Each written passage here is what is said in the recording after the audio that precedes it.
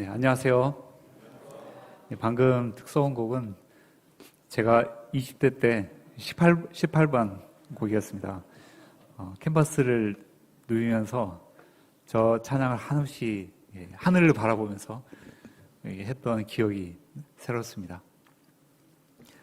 네, 오늘 2022년 누가복음 15강인데요. 말씀의 제목은 너희는 나를 누구라고 하느냐입니다. 말씀은 누가복음 9장 18절로 36절이고 요절은 20절입니다. 우리 요절 말씀을 다 함께 읽어볼까요?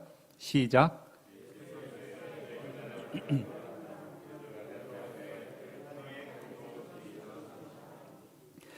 감사하신 하나님 아버지, 귀한 누가복음 생명의 말씀을 저에게 허락하셔서 감사합니다.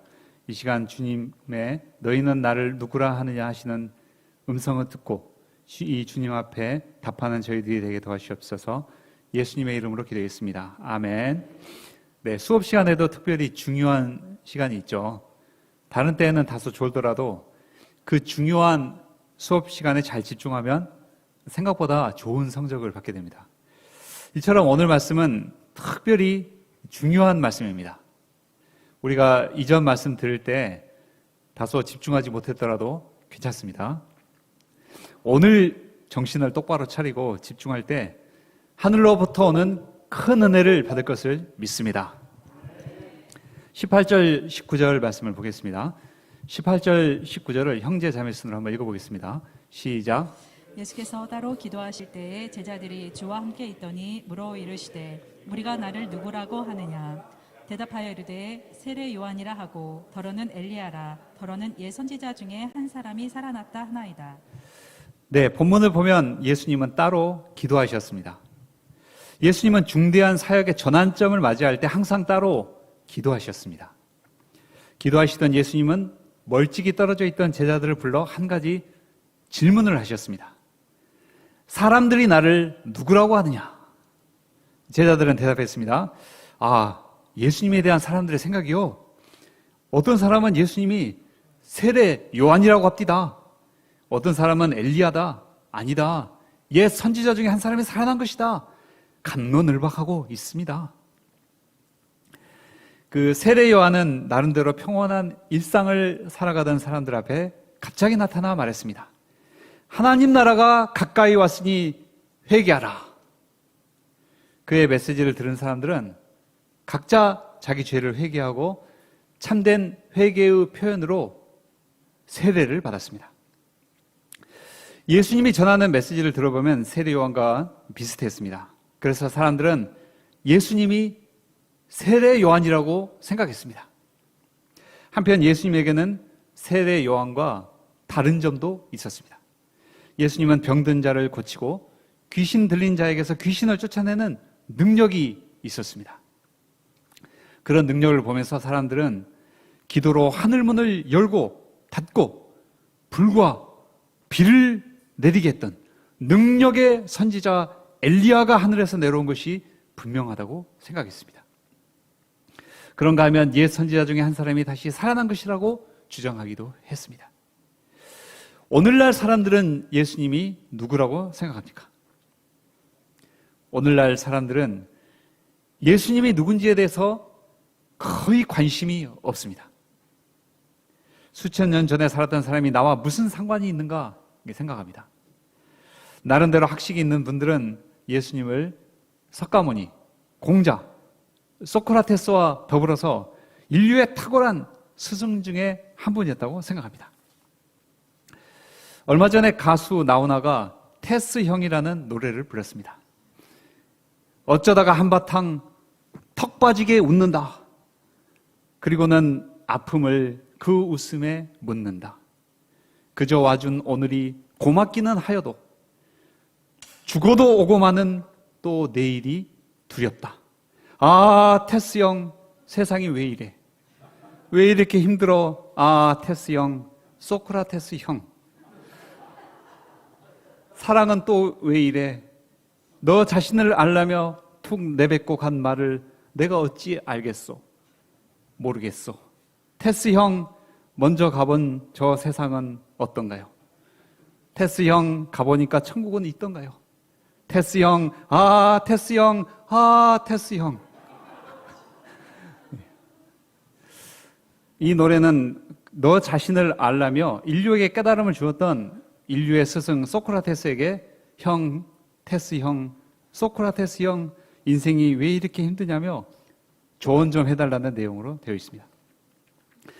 이것을 패러디한다면 사람들이 인생을 살다가 힘들면 아, 예수 형, 인생 사는 것이 이렇게 힘든지 몰랐어요. 아, 예수 형, 인생을 어떻게 살아야 하나요? 좀 알려주세요. 라는 노래로 만들어 부를 수 있을 것 같습니다. 실제로 예수님은 지금까지 그 누구도 생각해내지 못한 삶의 위대한 교훈과 가르침을 주셨습니다. 예수님이 오시기 전까지 사람들은 용서와 사랑이 가진 위대한 힘에 대해서 잘 알지 못했습니다. 만약 누군가 나를 무시하고 나를 함부로 대한다면 강력한 힘을 보여주므로 함부로 나를 무시하지 못하도록 해야 한다고 생각했습니다. 만약 이웃 부족이 우리 부족을 해치고 공격한다면 강력한 힘으로 그것을 제어해야 한다고 생각했습니다. 그런데 예수님이 오셔서 원수를 용서하고 사랑함으로 원수에 대한 미움과 분노를 이기고 승리하는 삶에 놀라운 교훈을 주셨습니다. 인도의 마하트마 간디는 영국 유학생 시절 이 예수님의 가르침에 깊은 감명을 받고 후일 비폭력 운동을 전개했습니다. 그는 인도를 식민 통치하는 영국에 대해 분노와 폭력으로 반응하지 않고 예수님의 가르침대로 온유함과 사랑의 마음으로, 그러나 인도 독립이라는 분명한 정신 가운데 비폭력 저항 운동을 전개했습니다. 그 결과 인도 독립을 이루어낼 수 있었습니다. 사람들은 수천 년 전 예수님의 가르침이 나에게 무슨 의미가 있는가 생각합니다. 그러나 예수님의 가르침은 오늘날 인류의 삶 구석구석에 깊이 배어 있습니다. 러시아의 푸틴은 생명을 존중하는 마음이 전혀 없습니다. 그는 여기에 어린아이들이 있다고 표시해 놓은 건물에 일부러 미사일을 날렸습니다. 그는 나는 수많은 사람들이 죽는 것에 눈 하나 까딱하지 않은 사람이다 하는 것을 일부러 과시하는 것 같습니다. 나는 필요하면 핵폭탄도 날릴 수 있다는 것을 사람들의 마음에 심어 자신에 대한 두려움을 갖게 합니다. 이에 비해 예수님은 한 생명의 소중함을 가르치셨습니다. 여기 있는 사람들 중에 가장 부족하고 연약한 소자 한 사람이, 그 한 사람의 생명이 온 천하 우주 만물보다 소중하다는 가르침을 주셨습니다. 이 예수님의 생명 존중 사상은 지난 2000년간 인류의 DNA 안에 녹아 들어갔습니다. 오늘날 각종 사회 규범과 제도, 또 강대국이 약한 나라를 대상으로 취하는 각종 정책들, 각 나라의 사회복지 제도 안에 이 예수님의 가르침의 정신이 구석구석 배어 있습니다. 자, 이런 점들을 생각해 본다면 분명 예수님은 위대한 인류의 스승입니다. 하지만 이런 훌륭한 가르침은 예수님 한 분만 주신 것은 아닙니다. 인류의 정신에 위대한 영향을 끼친 다른 분들이 있습니다. 자, 그렇다면 예수님은 인류의 위대한 스승들 중에 한 분이다, 이렇게 결론을 내려도 될까요? 20절에서 22절 말씀을 보십시오. 20절에서 22절을 우리 다 함께 한번 읽어보겠습니다. 시작. 예수께서 이르시되 너희는 나를 누구라 하느냐? 베드로가 대답하여 이르되 하나님의 그리스도 신이이다 하니 경고하사 이 말을 아무에게도 일지 말라 명하시고 이르시되 인자가 많은 고난을 받고 장로들과 대제사장들과 서기관들에게 버림받아 죽임을 당하고 제3일에 살아나야 하리라 하시고. 네, 제자들의 답변을 들으신 예수님은 다시 질문을 던지셨습니다. 너희는 나를 누구라고 하느냐? Who do you say I am? 예수님의 첫 번째 질문은 객관적 정보에 관한 질문이었습니다. 자기가 듣고 알고 있는 정보를 그대로 말하면 되는 질문이었습니다. 이에 비해 예수님의 두 번째 질문은 나의 개인적인 생각에 관한 질문입니다. 너는 나를 누구라고 생각하느냐? 제자들은 머리를 두드리며 뭐라고 답해야지? 분위기상 섣불리 잘못 대답했다가는 뭔가 굉장히 안 좋은 일이 생길 것 같은데 고민할 때 베드로가 말했습니다. 당신은 하나님의 그리스도이십니다. 그리스도는 헬라어로 크리스토스, 기름 부음 받은 자라는 뜻입니다. 영어로는 the anointed, anoint라는 말을 잘 안 쓰는데 기름을 붓다, anoint, the anointed 이고 히브리어로는 메시아입니다. 기름 부음 받은 자, 메시아. 하나님의 기름을 부음 받았다는 것은 하나님이 특별한 목적을 위해서 그 사람을 선택했다는 것입니다. 구약시대 때 제사장, 선지자, 왕을 세울 때 기름을 부었습니다. 오늘날은 대통령이 손을 들고 선서를 합니다. 그 선서는 국민에 의해 대통령의 권한을 위임받았으며 앞으로 일정 기간 이 대통령의 직분을 성실하게 마음을 다해 감당하겠다는 의미이겠죠. 이와 같이 머리에 올리브 기름을 붓는 과정은 그 사람이 하나님을 섬기는 제사장, 선지자, 왕의 직분을 받았다는 것입니다. 이처럼 크리스토스는 원래는 보통 명사입니다. 보통 일반 명사입니다. 기름을 부음 받은 자는 누구나 크리스토스입니다. 그런데 여기에 정관사가 붙으면 고유명사가 됩니다. 원문을 보면 정관사가 과연 붙어 있습니다. 호 크리스토스, 곧 the anointed 입니다. 이것은 특별한 사명을 위해 하나님의 택함을 받아서 기름을 부음받은 자라는 뜻이 됩니다. 그러면 이 하나님의 특별한 사명이 무엇입니까? 그것은 인류를 죄와 죽음으로부터 구원하는 사명입니다.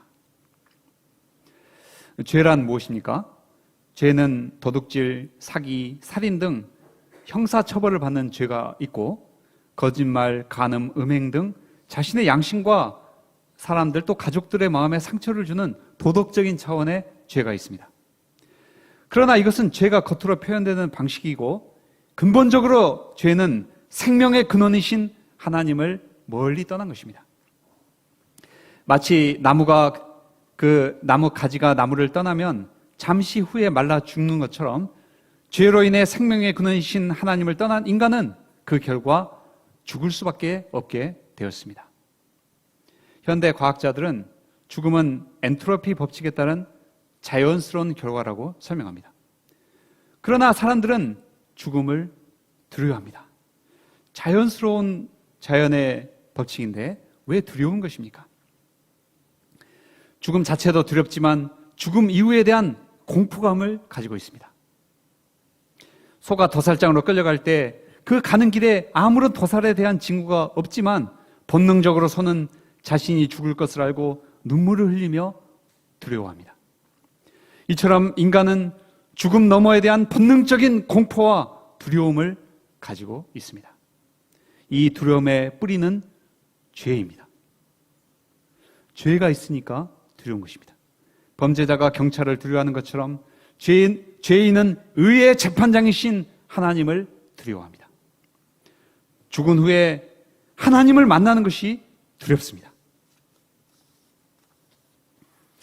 하나님은 인류를 이 죄와 죽음으로부터 구원하기 위해 한 사람을 특별히 택하여 그에게 구원의 사명을 맡기고자 하셨습니다. 그 택함을 받은 분이 바로 그리스도 예수님이십니다. 그러면 하나님은 구체적으로 어떤 방법으로 인류를 죄로부터 구원하십니까? 그 방법은 구약 성경인 이사야 53장 4절로 6절에 기록되어 있습니다. 그는 실로 우리의 질고를 지고 우리의 슬픔을 당하였거늘 우리는 생각하기를 그는 징벌을 받아 하나님께 맞으며 고난을 당한다 하였노라. 그가 찔림은 우리의 허물 때문이요 그가 상함은 우리의 죄악 때문이라. 그가 징계를 받음으로 우리는 평화를 누리고 그가 채찍에 맞음으로 우리는 나음을 받았도다. 우리는 다 양 같아서 그릇 행하여 각기 제 길로 갔거늘 여호와께서는 우리 모두의 죄악을 그에게 담당시키셨도다.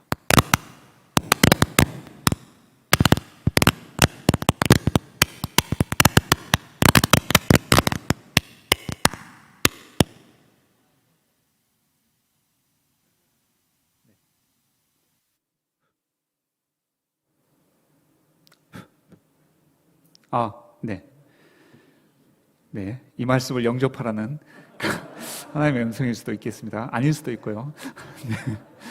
네.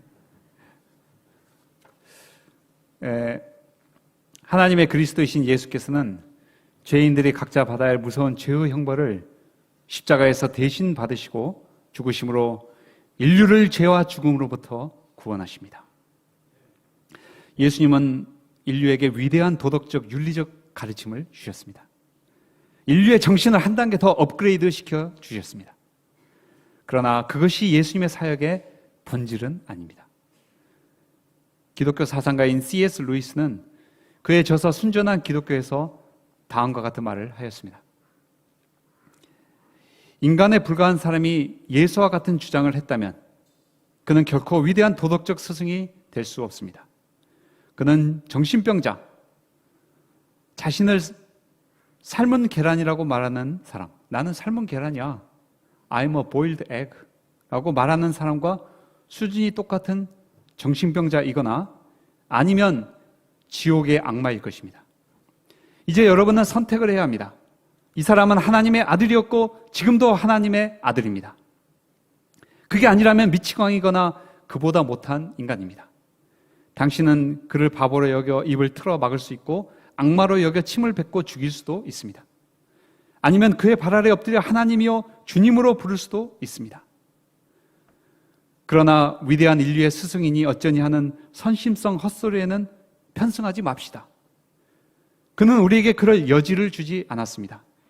그에게는 그럴 여지를 줄 생각이 처음부터 없었습니다. 루이스의 주장의 요점은 다음과 같습니다.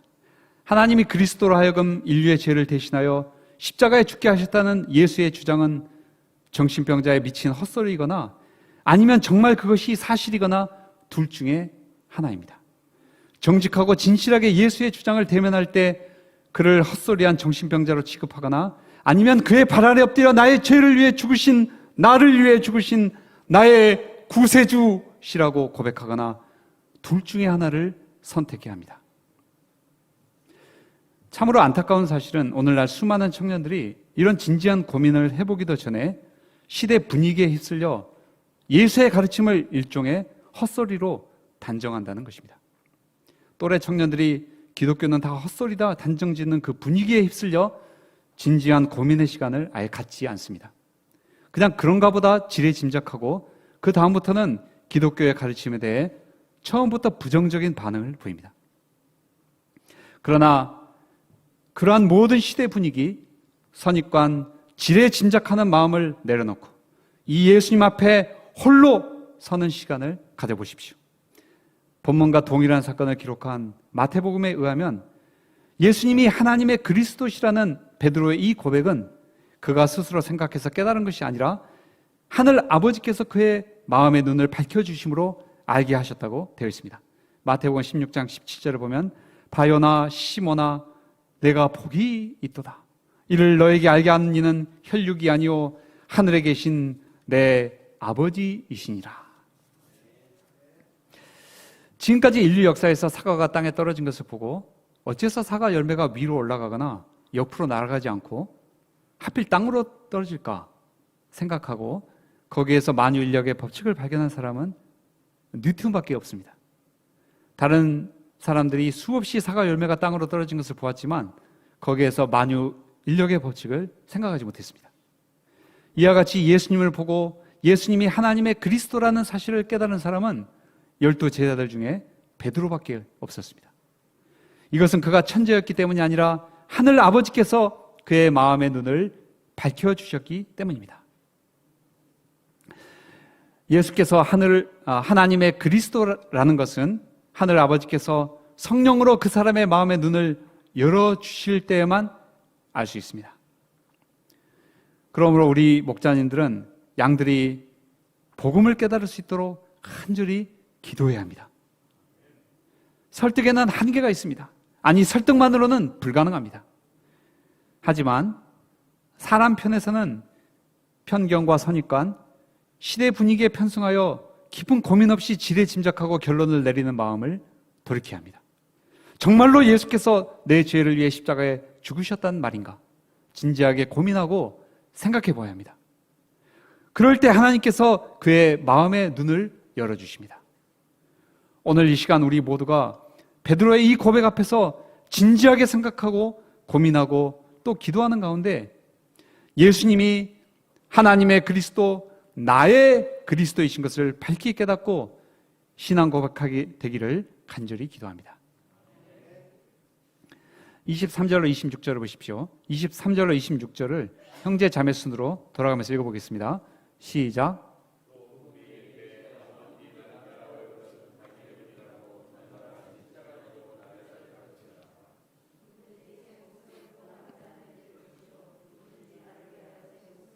구원하리라.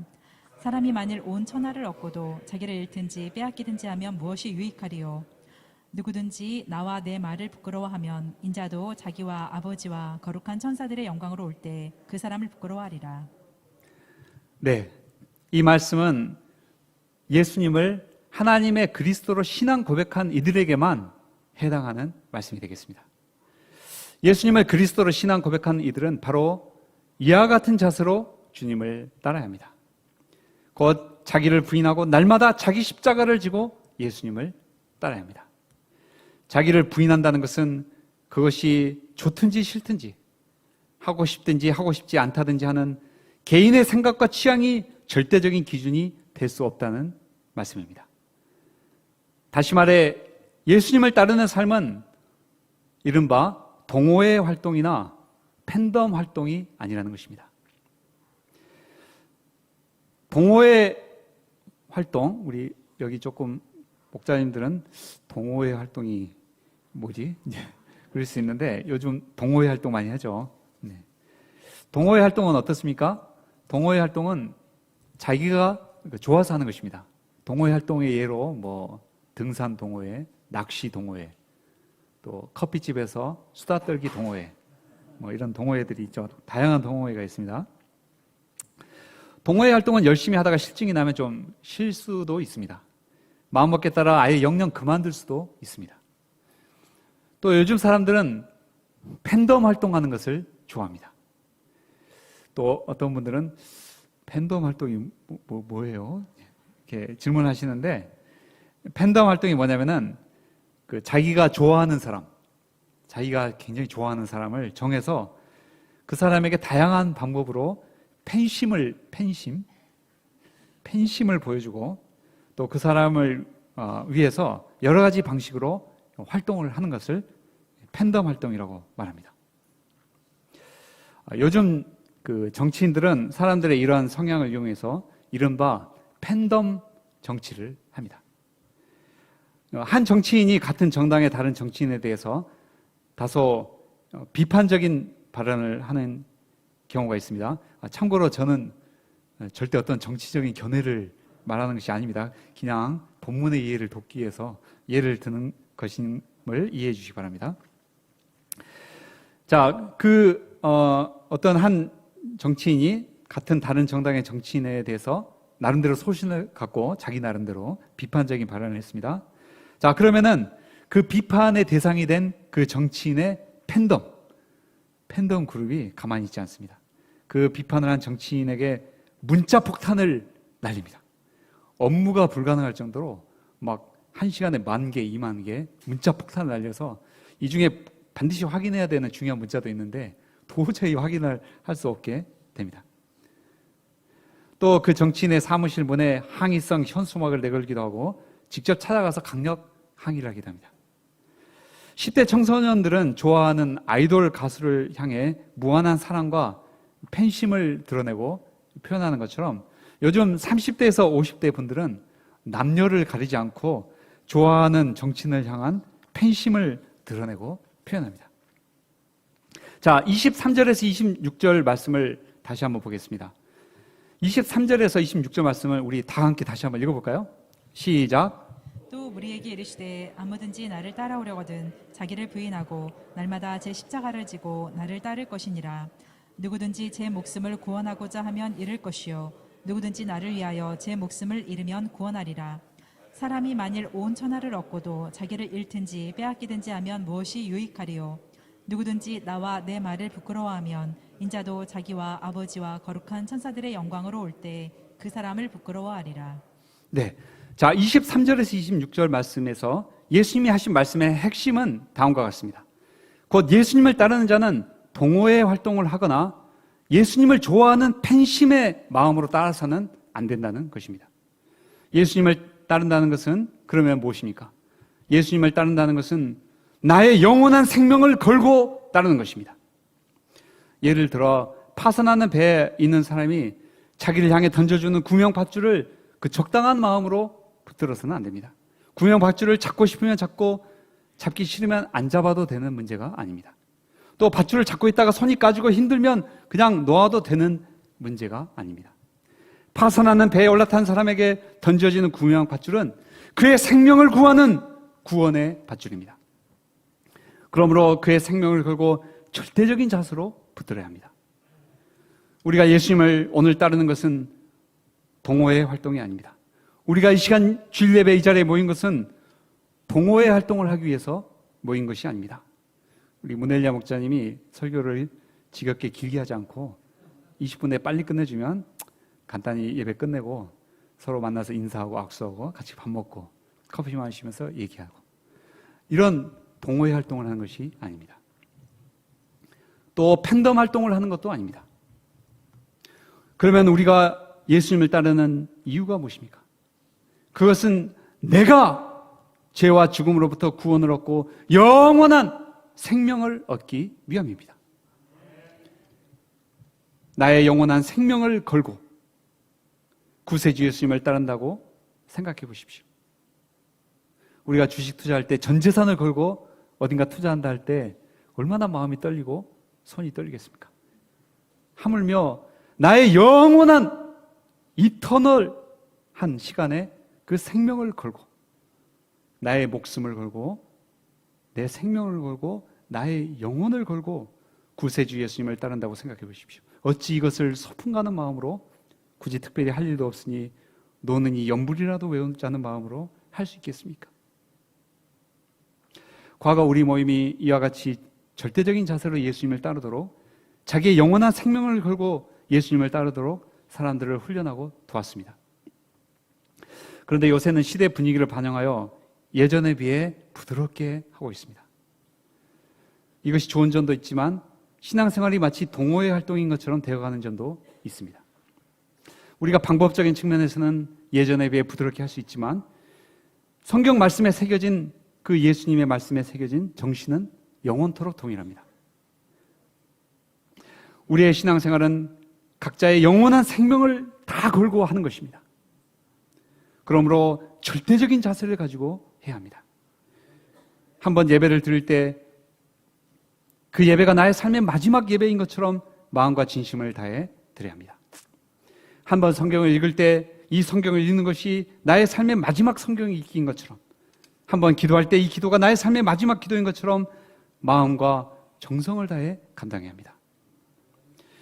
어떤 분은 팬덤 활동을 신앙생활을 하는 것처럼 합니다. 항의성 문자를 날릴 때 소감을 쓰는 것처럼 시간과 마음과 진심을 들여 문구를 고치고 또 고치고 작성해서 보냅니다.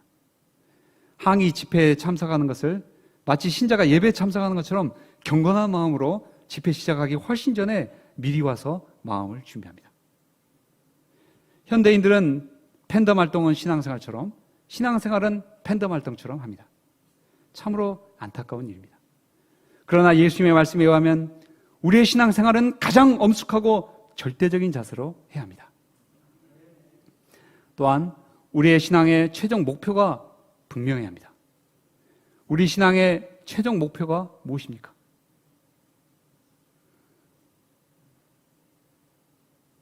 우리 이 어거스틴 목자님, 우리 신앙의 최종 목표가 무엇입니까? 하나님 나라? 네. 제가 원하는 답은 아니었습니다. 틀린 것은 아닌데 제가 원하는 답은 우리 신앙의 최종 목표는 예수님 한 분을 소유하는 것입니다. 그리스도 예수님, 구세주 예수님을 소유하는 것. 이것이 우리 신앙생활의 최종 목표입니다. 우리가 예수님을 소유한다는 것의 의미가 무엇입니까? 우리가 예수님을 소유한다는 것은 예수님을 더 깊이 알고 그분과 더 친밀한 관계를 맺기 위해 나에게 주어진 일정한 시간과 열정을 투자하는 것을 의미합니다. 예를 들어 사람들은 돈을 버는 것에 자기에게 주어진 시간과 열정을 아낌없이 투자합니다. 어떤 사람은 주식 투자를 한 후 거의 하루 24시간 가까이 모니터를 관찰하며 주식을 샀다가 팔았다가 합니다. 이렇게 평생을 보내고 나면 죽기 직전 남는 것은 그동안 모아둔 재산입니다. 그러겠죠? 결과적으로 그 사람은 자기 생명과 재산을 맞바꾼 것입니다. 그러나 그 재산을 죽은 후에 가져갈 수 없습니다. 동전 하나까지도 이 땅에 그대로 남겨두어야 합니다. 이에 비해 예수님을 따르는 자들은 자기가 가진 시간과 열정을 다 들여 예수님 한 분을 얻고자 애씁니다. 예수님을 좀 더 깊이 알기 위해 성경을 읽고 묵상합니다. 주님의 말씀을 순종하는데 자기가 가진 시간과 열정을 아낌없이 투자합니다. 예수님을 더 깊이 알고 그의 말씀에 순종하기 위해 나에게 주어진 시간과 열정을 아낌없이 드리는 것, 이것이 바로 예수님을 얻기 위해 자기 생명을 잃어버리는 것입니다.